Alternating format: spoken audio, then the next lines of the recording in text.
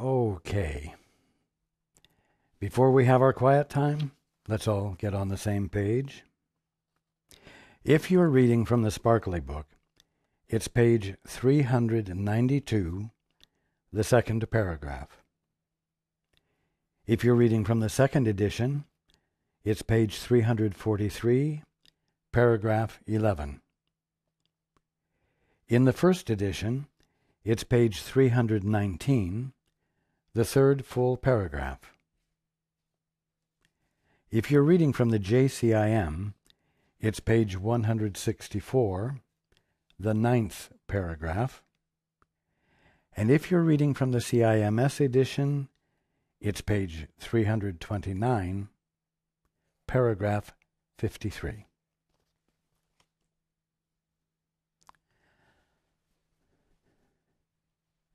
Okay, let's take a few moments to be quiet together.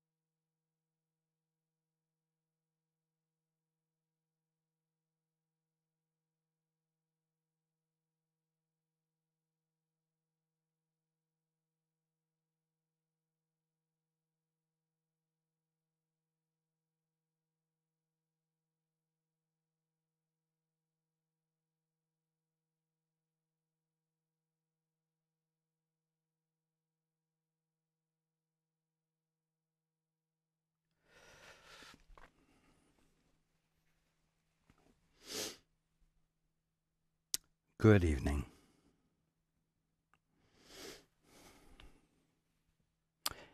And welcome to everyone who's joining us on the internet.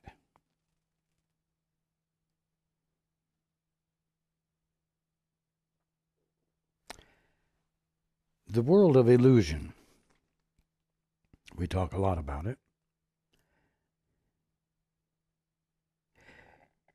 is really nothing more than a misperception, a false perception of reality. Because of that, you will find that the so-called rules of reality are reflected in the illusion, although 180 degrees out of sync. That will give you something interesting to contemplate.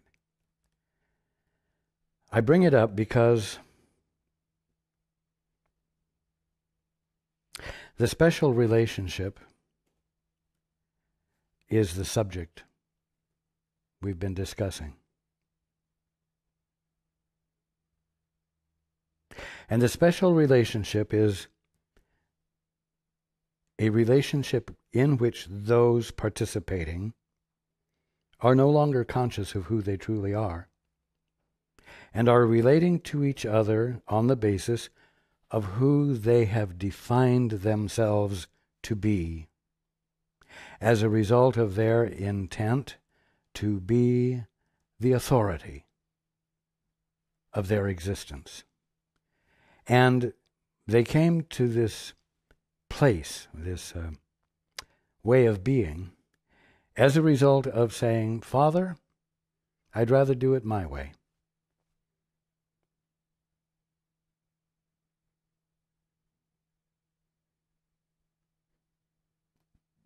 And getting a divorce. Asserting themselves as independent agents. Now, what you need to understand is that just as in reality, no one does anything alone, so in the illusion, so in the dream, no one ever does anything alone. So this so-called divorce from the Father that we've been talking about isn't something that one soul individuality engaged in all by himself. That is not to say that that some as soul individualities didn't try it. It's just that there truly is not one bit of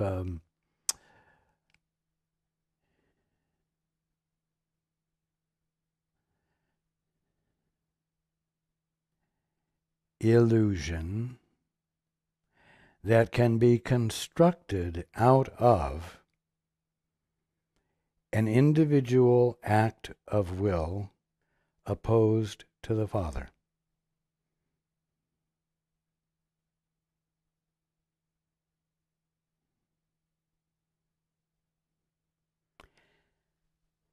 So,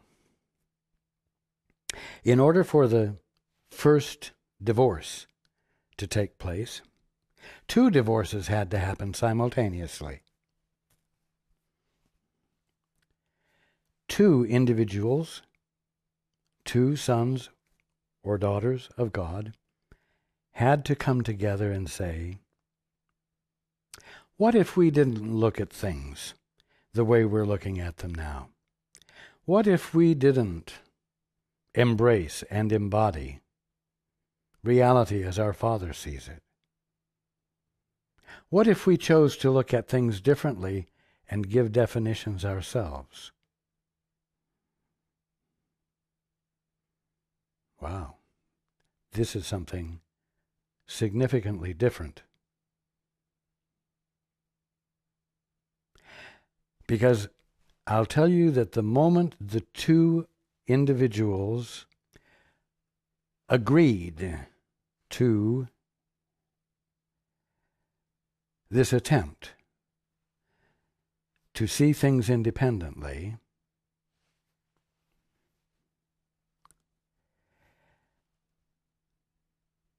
something happened that could never happen when one individuality all by himself did it. There was a mutual agreement that occurred. Now, what that means is that immediately there were two who were validating each other. And at that point, misunderstanding, confusion, conflict, and illusion could seem to be, because two agreed to an untruth and said, this is the truth. Two validated each other in this state of mind. You see?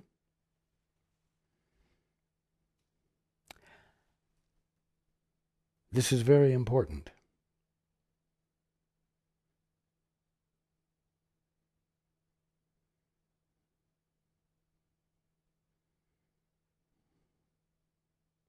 It's important because it constitutes the initiation of a special relationship. However, the special relationship didn't get the attention. What got the attention was the divorce. What got the attention was The fact that in choosing to get validation from each other instead of from their source, the Father, they abandoned the Father. And of course, that's when the orphan frame of mind came up. That's when eternal heavenly existence became life in an orphanage, and so on and so forth, and all relationships were special, meaning different from the union with God that constitutes the relationship that is real, that is whole, and that is therefore unified. In other words, without conflict, without confusion, with perfect harmony, infinitely.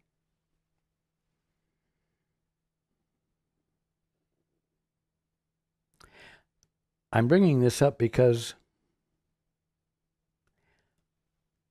I'm wondering how many of you this past week have been feeling grief or sadness or fear or a sense of worthlessness or a feeling of hopelessness.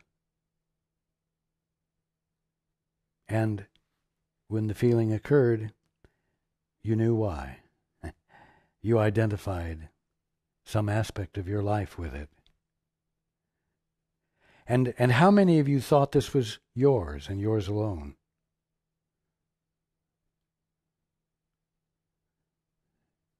And how many of you, because you, quote, owned your suffering, owned your dilemma, found it almost impossible to get out of it, found it almost impossible not to go into it deeper and deeper, and to the point where you're almost immobilized?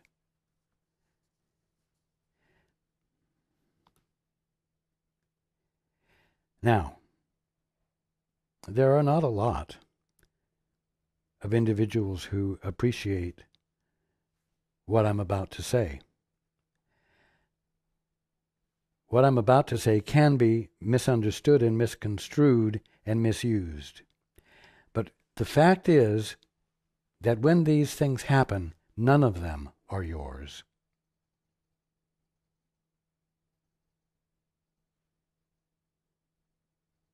Well, some people say, well, I am doing things wrong, and I should feel guilty about them. And the only way I can correct them is to own them. But I need to point something out to you. You can't have these feelings by yourself. You cannot have any experience all by yourself. This is part and parcel of the special relationship.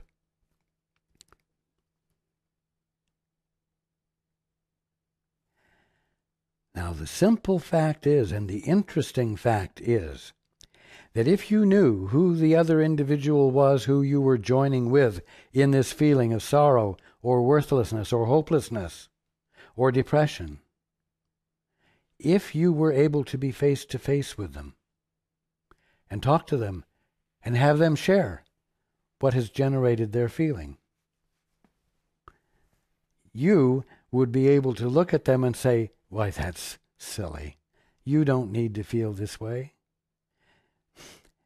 This should not be controlling you the way it is, because it's not true.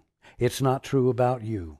And you're laboring under a false impression, and you're caught by a false impression.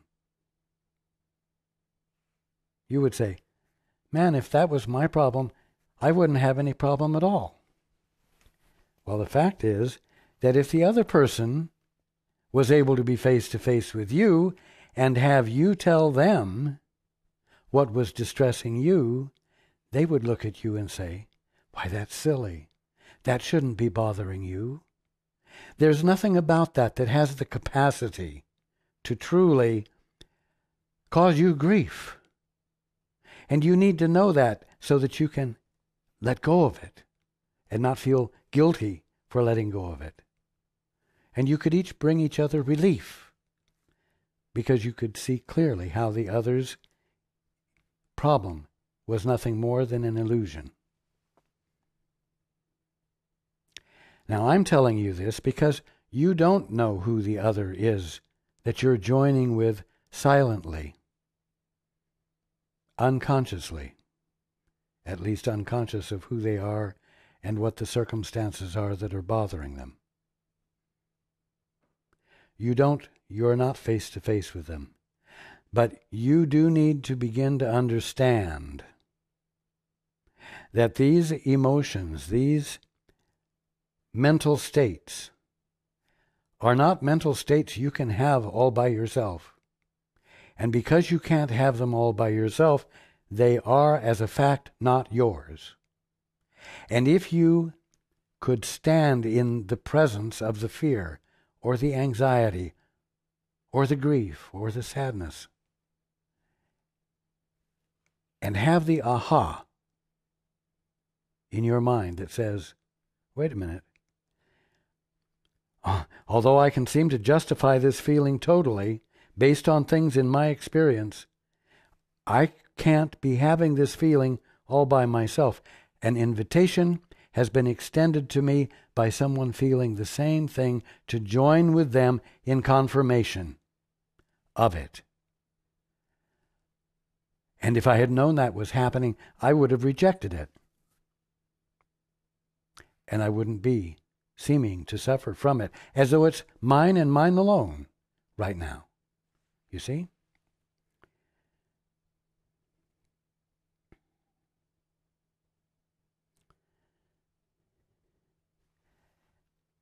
The special relationship is a relationship in which you and the other one in the relationship gain validation, acknowledgement of worth, acknowledgement of presence, of existence. And because of the nature of a special relationship, an existence that is indeed independent.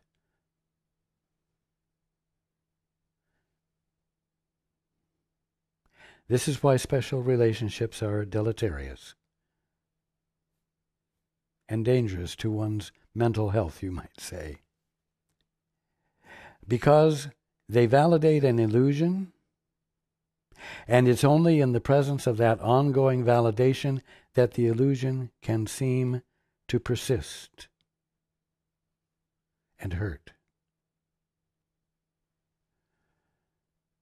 And the relationships are not always face to face.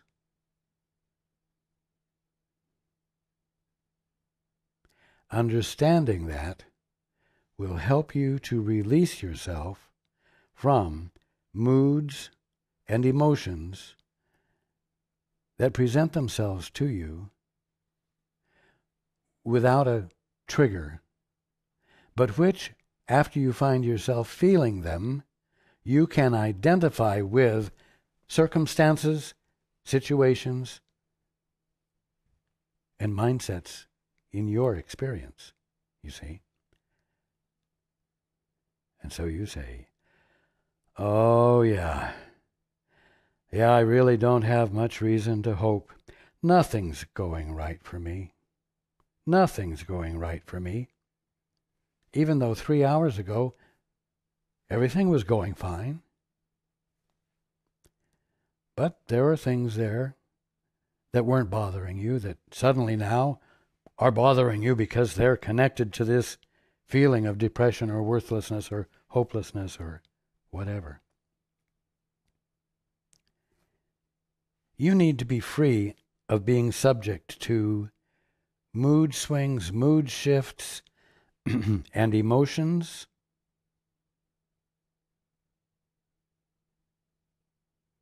that hook you like a drug, catch you, and hold you, and cause you to confirm them, and make them worse. It's not your birthright. It's not a capacity God has given you to feel something all by yourself.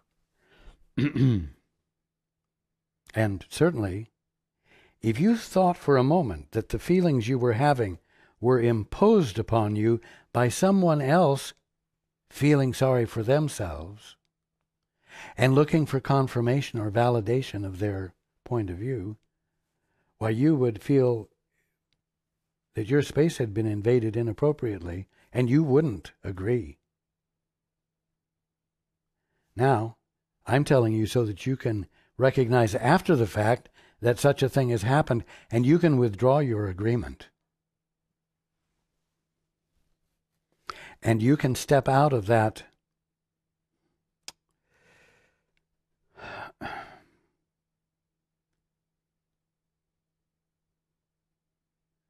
very negative aspect of special relationships and begin your release. Now,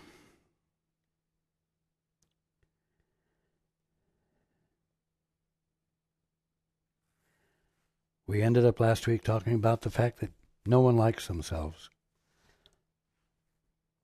Proof being that everyone's trying to improve themselves. Not only that, they're trying to improve themselves at the expense of others.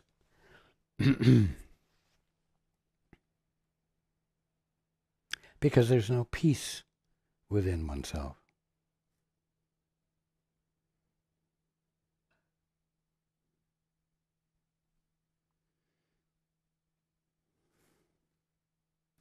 You don't like yourself? And that constitutes an attack on yourself. We'll put it that way. And as we go into the book, we hear the question, how can you grant unlimited power to what you think you have attacked? How can you grant unlimited power, I'm going to say, to what you think doesn't deserve unlimited power? For whatever reason. You can't. And yet, here in your orphan state of mind, your whole life is devoted to gaining credibility, gaining worth, gaining power, gaining presence, gaining acknowledged presence and power and respect. Because, of course, that's the purpose of the special relationship. It is supposed to be a substitute for the indivisible unity of the Father with the Son, or the Son with the Father, that constitutes, by being, I mean that as a verb, by being, a demonstration of validity, so that existence itself is the experience of validation, in which there is no question, no doubt.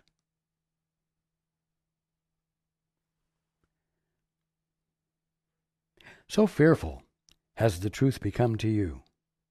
What does that mean? The truth? Oh, the truth has become fearful to me. No, not the truth out there. The truth about you.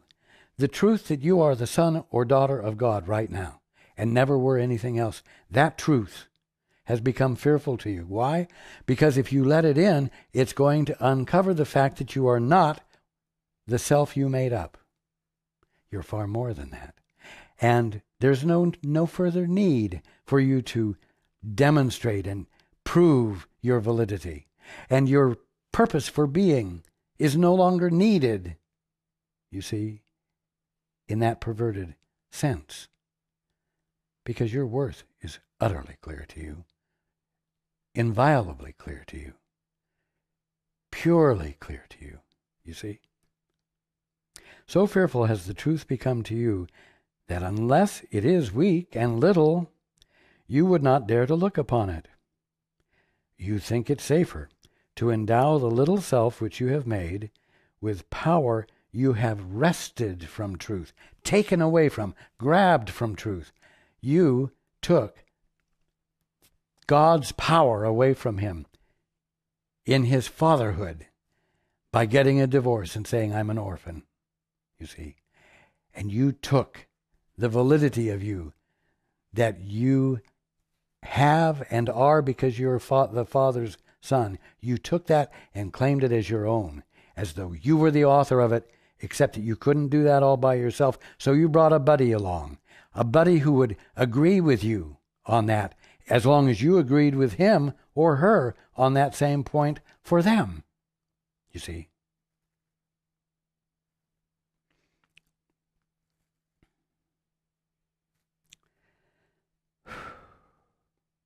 So you wrested, you grabbed the truth about you from the Father, and you claimed yourself as the author of it, and you got your buddy to agree with you on it. And the illusion commenced. The delusion commenced.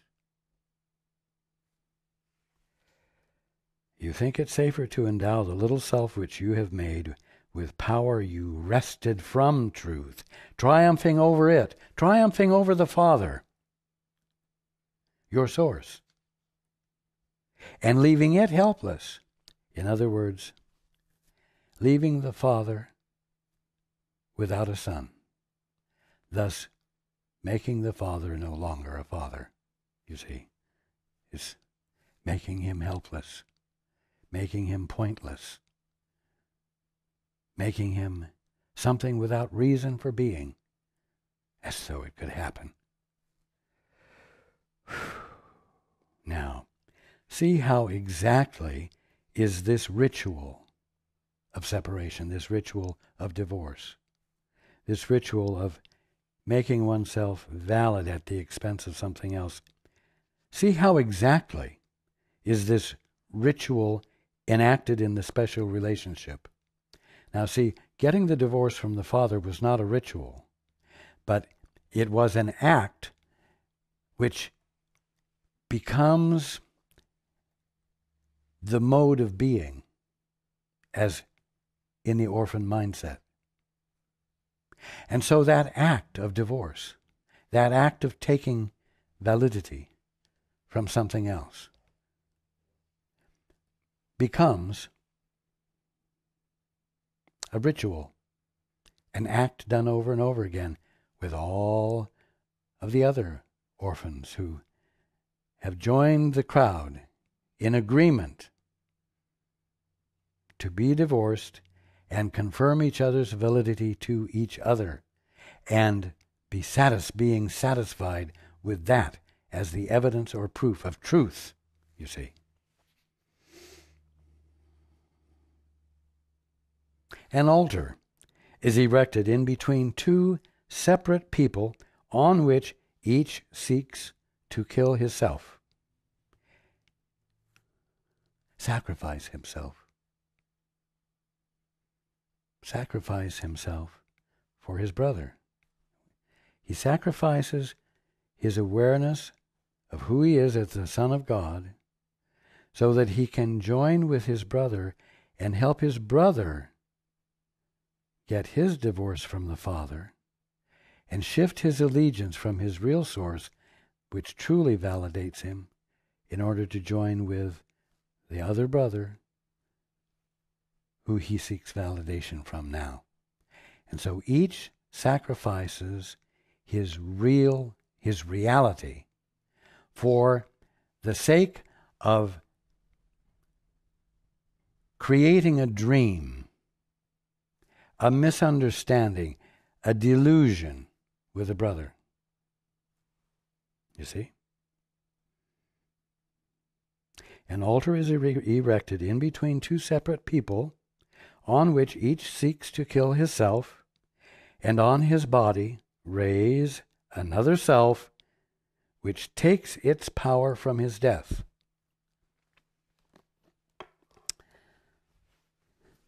These aren't fun words, are they? Okay, so an altar is erected in between two separate people on which each seeks to kill himself. See, he doesn't seek to kill the other. Each seeks to kill himself.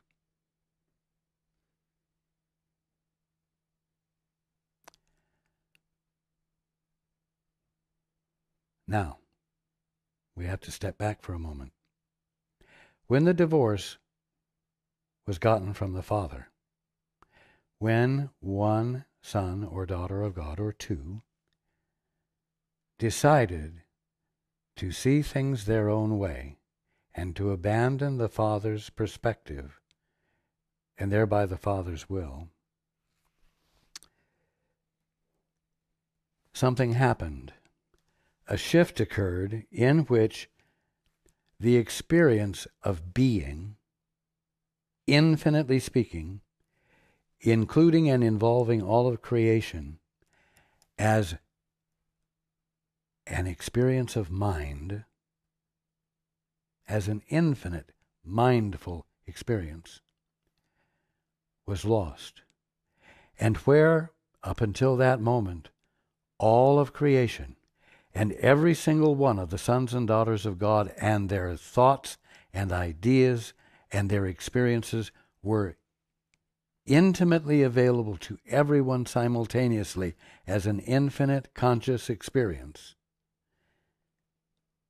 And no one was specifically identifying with any particular visibility and tangibility of the movement of creation, whether it looked like a tree or a spider or a cockroach or a butterfly or a leaf. Suddenly, the infinite view was lost, and everyone found themselves identified with that which specifically renders them visible and tangible, meaning the body. Before this, all of creation was the infinite body of the sons and daughters of God, because it's the infinite presence of the Father, whom it is the sons and daughters' function to recognize and acknowledge and identify and be inseparable from. That was lost. And suddenly, everyone found themselves not only to be powerless and experiencing fear and guilt, but they were experiencing as though they were a body having experiences of fear and guilt. So, an altar is erected in between two separate people on which each seeks to kill himself, sacrifice himself, and on his body, which he now feels is him, raise another self, which takes its power from his death. In other words, the orphan gets its power from the death of the Son of God that he truly is.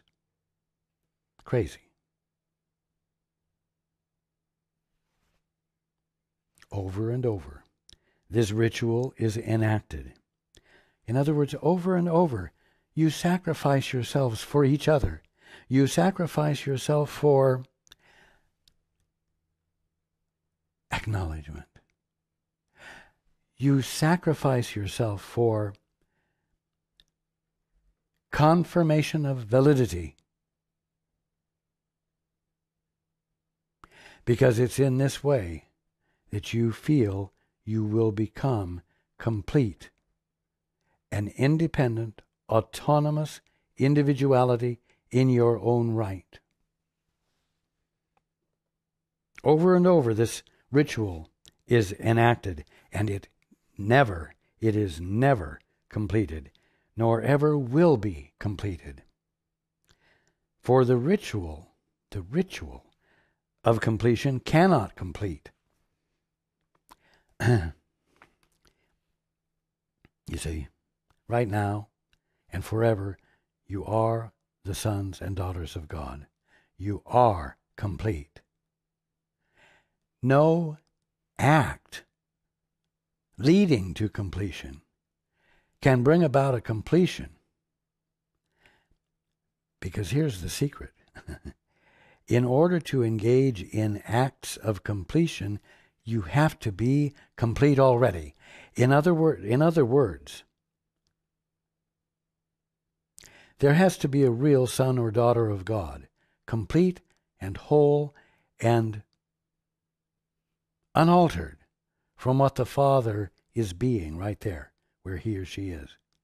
There has to be that in order for a misunderstanding or a delusion to be present that makes it seem reasonable for that one to attempt to complete himself or herself. You see that? Every act of completion or improvement that you engage in is a demonstration of the fact that you are, before anything you do, complete. And therefore, if you will, consider abandoning the acts of completion and become still. Do the two-step. Shut up. First step, become still. And second step, reach outside yourself.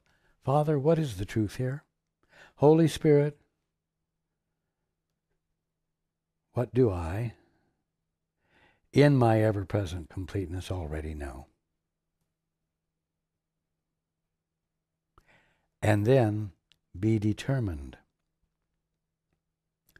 with utter peace, not to abandon the desire to know that until the revealing has occurred. That's how you get out of the special relationship. And that's how you get out of the hell of the orphan mindset. For the ritual of completion cannot complete, and life arises not from death, nor heaven from hell. Whenever any form of special relationship tempts you to seek for love in ritual,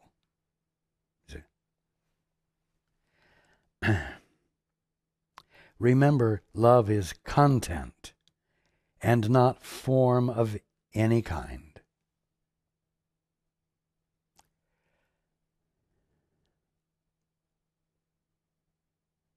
Love is you being spontaneously, utterly appropriate in any given moment, because you're not being distracted from what love is and what fulfillment is constituted of. You're not distracted from that with attempts to improve yourself or leverage your good and so on. It's never a repetitive act, a ritual. You see? But how many acts of love do you engage in, whether they're physical, mental, verbal, as you go through the day? How often are you dishonestly sweet? How often are you dishonestly kind? And what I mean by that is not lying per se, but using inflections of your voice that are patterns, voice patterns that you repeat often, like what's called a telephone voice, you see. How many people do you know who pick up the phone and talk in an entirely different way than they were talking with you a moment before they picked up the phone? Because they have a telephone presence and a way of behaving and speaking over the phone with a lilt in the voice and a sweetness, you see, or whatever it might be. They're dishonestly sweet, you see, because they're not in touch with the moment. They're not in touch with who they're communicating with. They're not feeling whatever the needs might be. And as the presence of love, they are failing. Because they're engaged in this ritual of speech, ritual of behavior. Remember, love is content and not form of any kind. The special relationship is a ritual of form aimed at the raising of the form to take the place of God at the expense of content. And so here's the son or daughter of God who has lost the infinite view, who is no longer aware that they are mind in which all experiences of reality are occurring, and they think they are a small part in the middle of an infinite universe of differentness, of that which is not them.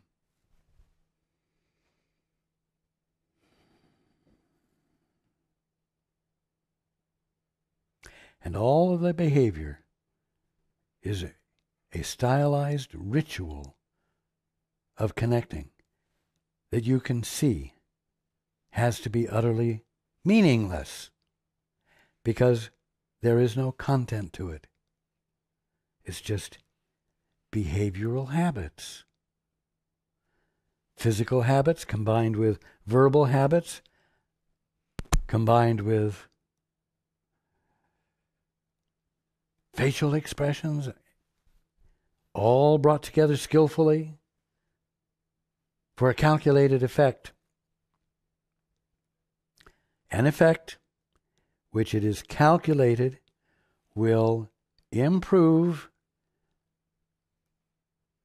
one's presence so that the other can confirm the better aspect of credibility that you've managed to bring forth, thus confirming that you're one step closer to being a valid entity, as valid as you were before you got your divorce from the Father.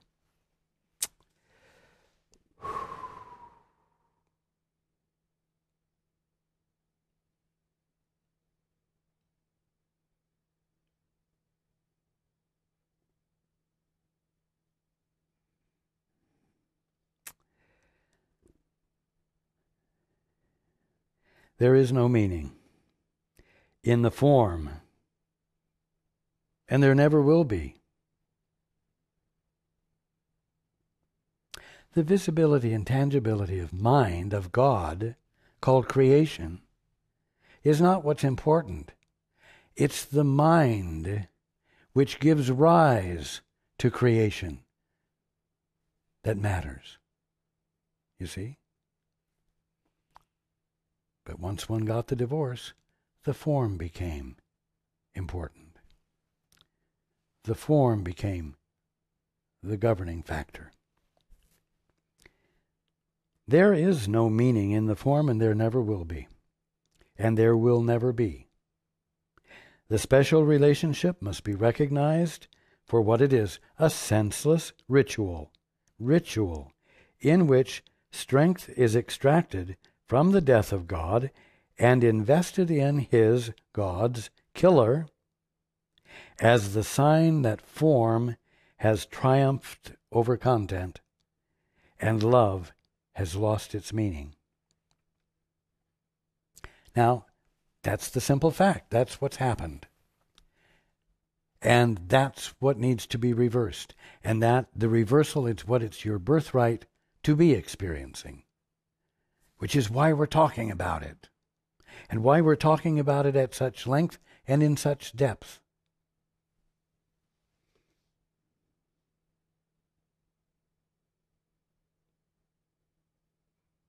Would you want this to be possible, even apart from its evident impossibility?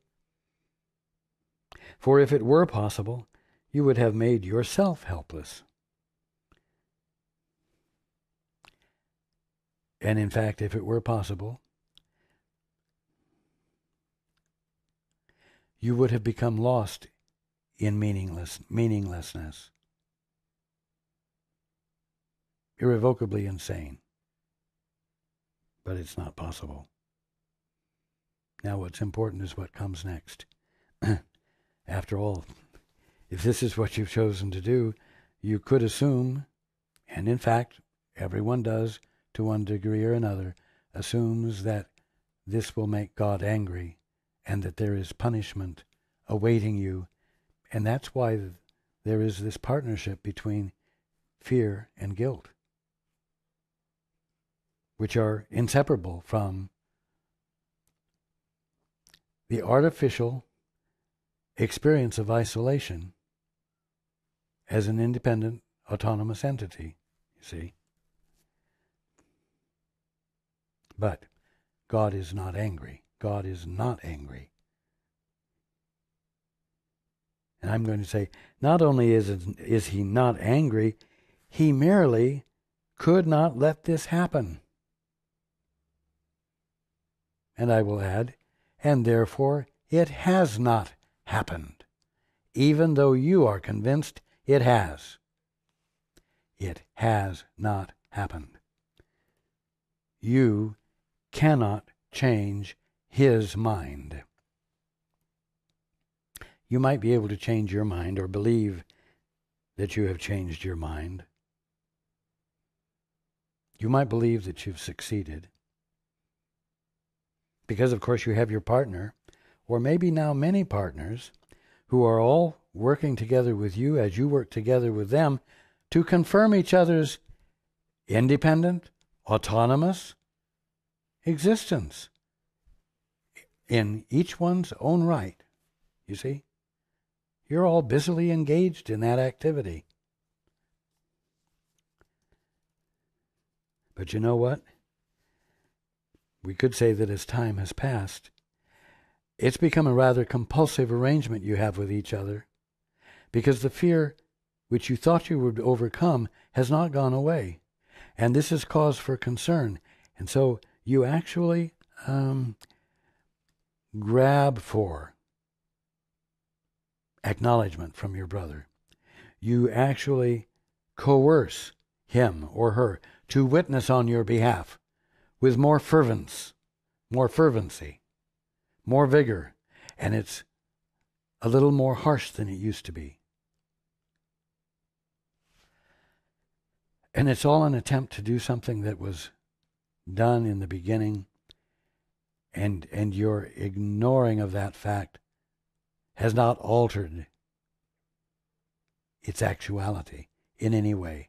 And you're suffering from stressful energy that you're exerting unnecessarily. And you're forgetting that your function is love. Your function is not to manipulate each other. It is to be so present with each other that you feel that which identifies fulfillment, and thus behave in a way that is supportive of and identifies fulfillment and glorifies God right there. Right there, where an orphan thought he was.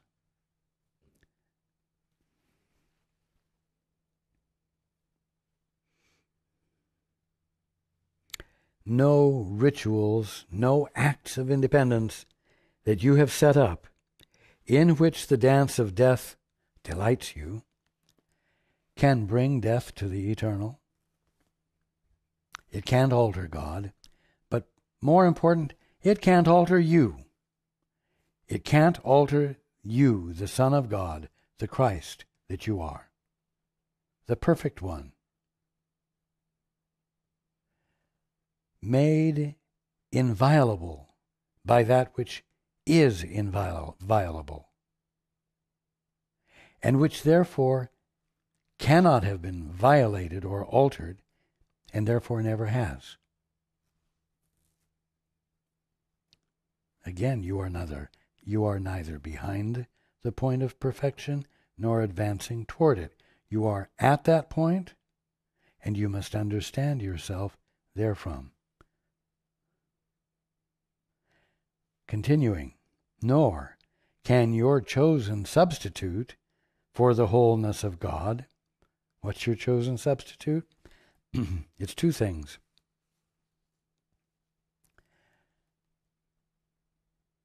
It's you becoming a totally independent, successfully autonomous individuality in your own right. That's one of your chosen substitutes for the wholeness of God.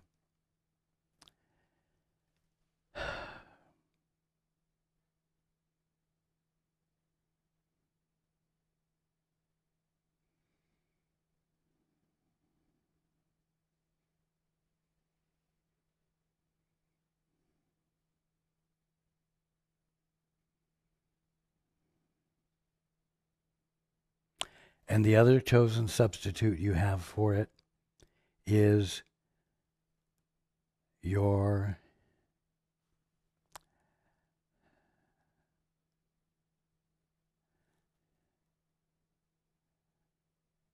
indispensable brother who is going to confirm and thereby prove your autonomous, successful, independent state.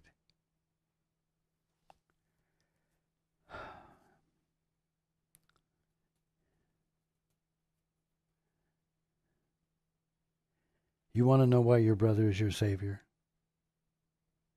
Do you want to know why you are your brother's Savior? It's not because you have the capability of confirming his independence, his actual independence.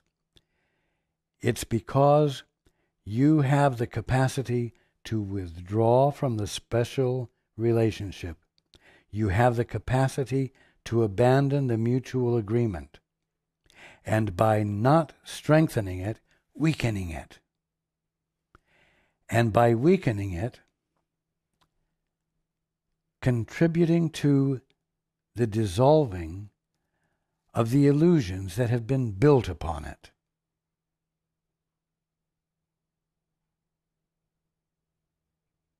It's that simple.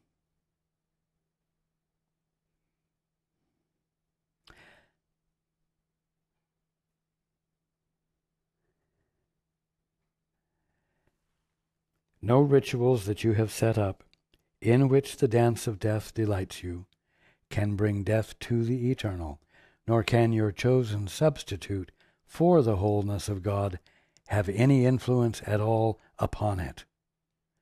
See in the special relationship nothing more than a meaningless attempt to raise other gods before Him, meaning God, and by worshipping them to obscure their tininess and His, God's, greatness.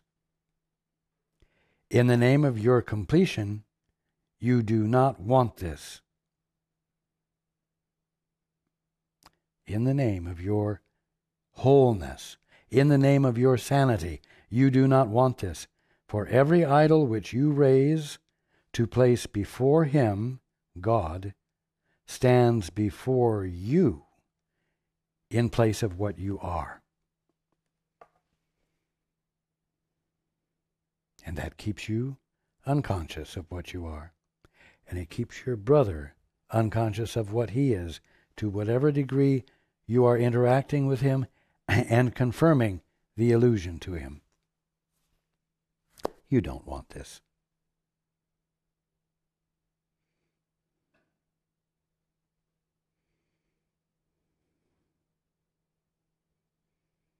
What's the answer?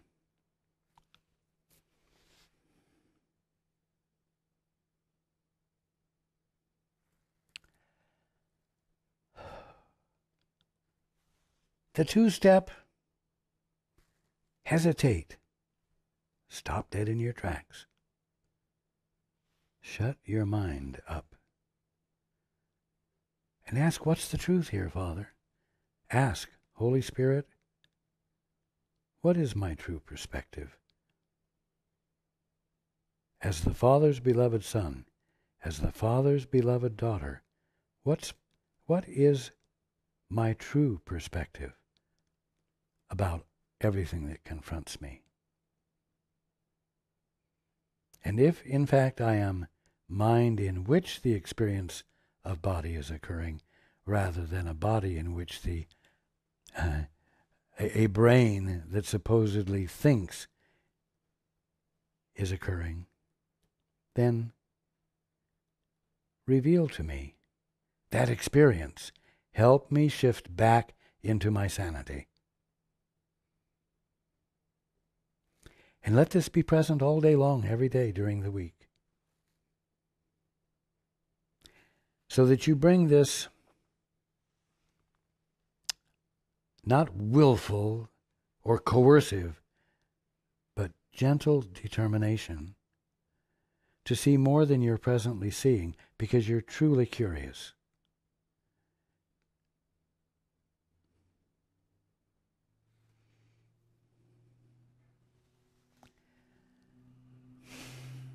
I love you all.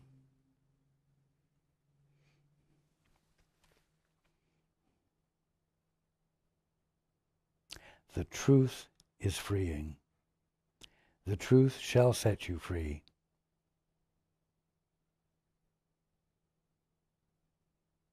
The truth that you're afraid of will set you free rather than incarcerate you. Because it will uncover to you your real mind and the real conscious experience of being. That's the promise. And I look forward to being with you next week.